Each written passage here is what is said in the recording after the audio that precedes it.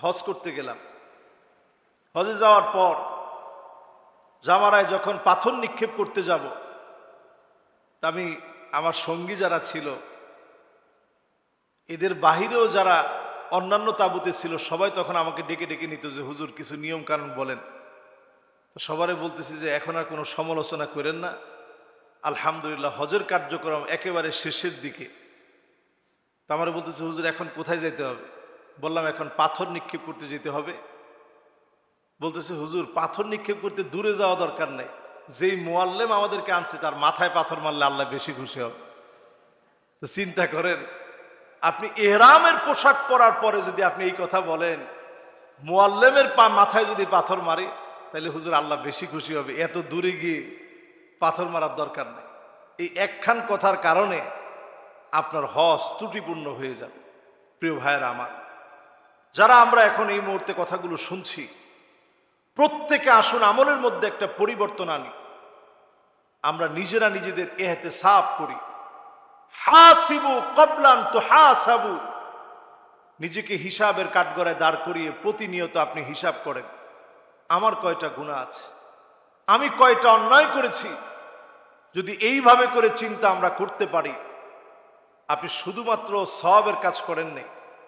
নবীজি বলছেন ইদা সাররাতকা হাসানাতুক ওয়া সাআতকা সাইয়্যাতুক ফাআনতা মুমিন। ভালো কাজগুলা যদি তোমাকে আনন্দ দেয়, খারাপ কাজ যদি তোমাকে কষ্ট দেয়, ফাআনতা মুমিন, তুমি জেনে রাখো তুমি মুমিন। একজন হাজী সাহেব হজ করবেন তো ঠিক তখন তার মানসিক পরিবর্তনে যখন এই পরিবর্তন আসবে, আমি আল্লাহর জন্য যাচ্ছি, আল্লাহকে হাজিরা দেওয়ার জন্য যাচ্ছি, আমি আল্লাহর সামনে আল্লাহকে হাজিরা দিয়ে বারবার বলবো লাব্বাইক আল্লাহুম্মা লাব্বাইক। আপনারা অবাক হবেন, অন্য সকল মানুষ মৃত্যুবরণ করার পরে তাদেরকে যেইভাবে কাফনের কাপড়টা জড়িয়ে দেওয়া হয়, ইহরামের কাপড় পরা অবস্থায় যদি আপনি মারা যান, নবীজি হাদিসের মধ্যে বলছে তার চেহারাটা যেন খোলা থাকে, সেজন্য এই খোলা চেহারা নিয়ে ইহরামের পোশাক নিয়ে যেন আল্লাহর সামনে দাঁড়াতে পারে। পড়েন আল্লাহু আকবার। কি সৌভাগ্যের বিষয়।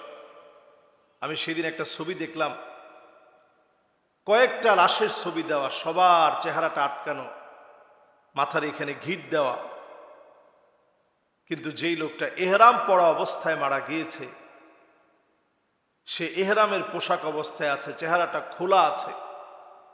এই অবস্থায় আল্লাহ রাব্বুল আলামিন তাকে উঠাবেন।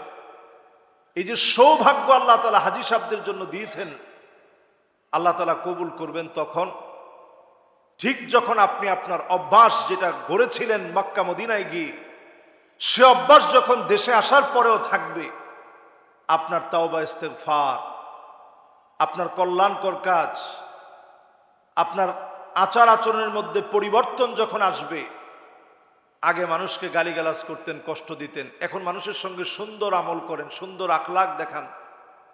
আম্মাজান আয়েশা সিদ্দিকা রাদিয়াল্লাহু তাআলা আনহা হাদিসের মধ্যে বলছেন আদওয়ামুহা ওয়া ইন কাল্লা, সবচেয়ে প্রিয় আমল আল্লাহর কাছে ছোট আমল হোক, কিন্তু প্রতিনিয়ত সে আমলটা করা, যদি এটা আমাদের অভ্যাস হয়, তাহলে এই আমলের কারণে আল্লাহ রাব্বুল আলামিন আমাদেরকে সবচেয়ে প্রিয় বান্দাদের কাতারে আল্লাহ তাআলা শামিল করবেন প্রিয় আমলগুলো দিয়ে। পড়েন সুবহানাল্লাহ। ছোট ছোট আমল করেন আপনি, মানুষকে দেখলে আপনি হাসি মুখে আগে সালামটা দেন, মানুষকে দেখলে আপনি মানুষের হাল কি, শরীরের শারীরিক অবস্থা কি, হাসি মুখে এটা জিজ্ঞাসা করেন। একজন মানুষকে অন্তত আপনি মনের দিক থেকে কাউকে কষ্ট দেন না, এটা কেমন সওয়াবের কাজ। হাদিসের মধ্যে আসছে ইন্না মিন আবাররিল বির আইয়ুদখিলা সুরুর ফি কলবি আহাদিকুম, সবচেয়ে বড় সওয়াবের কাজ হচ্ছে একজন মানুষের মনের ভিতরে একটু আনন্দ প্রবেশ করিয়ে দেওয়া। জোরে বলেন সুবহানাল্লাহ। একটা রিকশাওয়ালা রিকশার মধ্যে আপনি চললেন, নির্দিষ্ট জায়গায় আসলেন, তার সাথে যেই টাকা আপনার কন্ট্রাক্ট ছিল, পুরা টাকাটা দেওয়ার পর পারলে যদি আপনার সাধ্যে কুলায় আপনি 5টা টাকা বাড়িয়ে দিয়ে বললেন যে ভাই নামাজটা পড়বা। ওই লোকটা যাওয়ার সময় চিন্তা করবে নামাজ পড়বা, এই নসিহত তো তিনি এমনি বলতে পারতেন, 5 টাকা বাড়িয়ে দিয়ে তিনি যে বললেন ভাই নামাজটা পড়বা, আসলে তো নামাজ পড়া উচিত, নামাজ পড়া দরকার।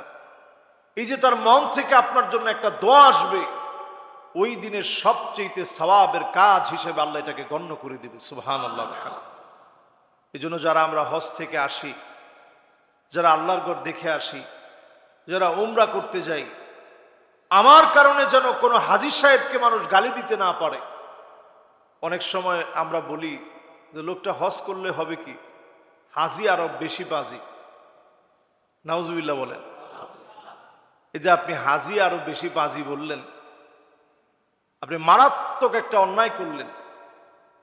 একজন হাজী সাহেবের সাথে আপনি পাজি লাগাতে পারেন না, আবার হাজী সাহেব নিজেও তার নামের মধ্যে হাজী লাগাতে পারে না। আমাদের বাঙালিদের অভ্যাসের মধ্যে এমন কিছু অভ্যাস আছে।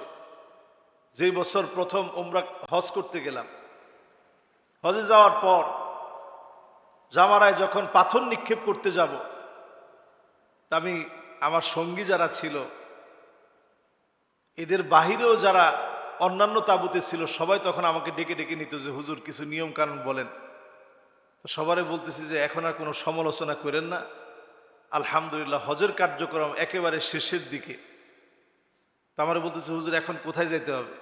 বললাম এখন পাথর নিক্ষেপ করতে যেতে হবে। বলতেছে হুজুর পাথর নিক্ষেপ করতে দূরে যাওয়া দরকার নেই, যেই মুআল্লিম আমাদেরকে আনছে তার মাথায় পাথর মারলে আল্লাহ বেশি খুশি হবে। তো চিন্তা করেন, আপনি ইহরামের পোশাক পরার পরে যদি আপনি এই কথা বলেন, মুআল্লিমের মাথায় যদি পাথর মারে তাহলে হুজুর আল্লাহ বেশি খুশি হবে, এত দূরে গিয়ে পাথর মারার দরকার নেই।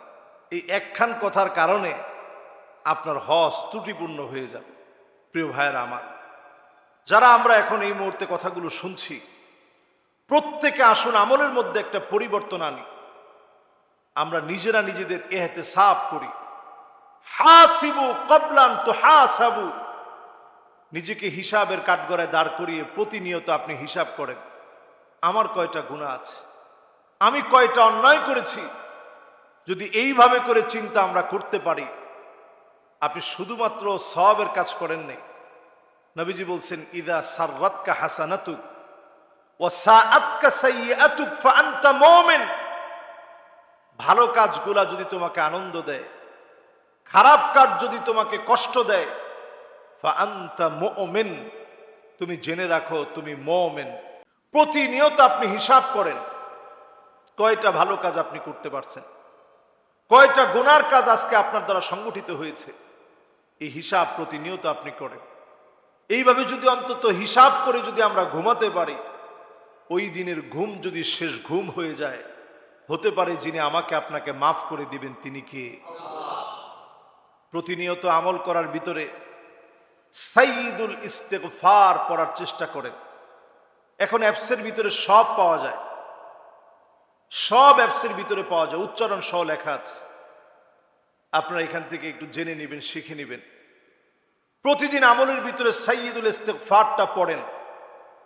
ফজরের পরে যদি কেউ একবার পড়ে, মাগরিবের আগে যদি লোকটা মারা যায়, আল্লাহ রাব্বুল আলামিন ওই লোকটার গুনাহ খাতা আল্লাহ তাআলা মাফ করে দিবে। সুবহানাল্লাহ। কেউ যদি মাগরিবের পর পড়ে, ফজরের আগ পর্যন্ত যদি লোকটা মারা যায়, আল্লাহ রাব্বুল আলামিন তারও গুনাহ খাতা মাফ করে দিবে। সুবহানাল্লাহ। খুব বেশি কঠিন না, আপনি প্রতিদিন পড়ার চেষ্টা করেন, দেখবেন সহজ হয়ে যাবে। আল্লাহুম্মা আনতা রাব্বি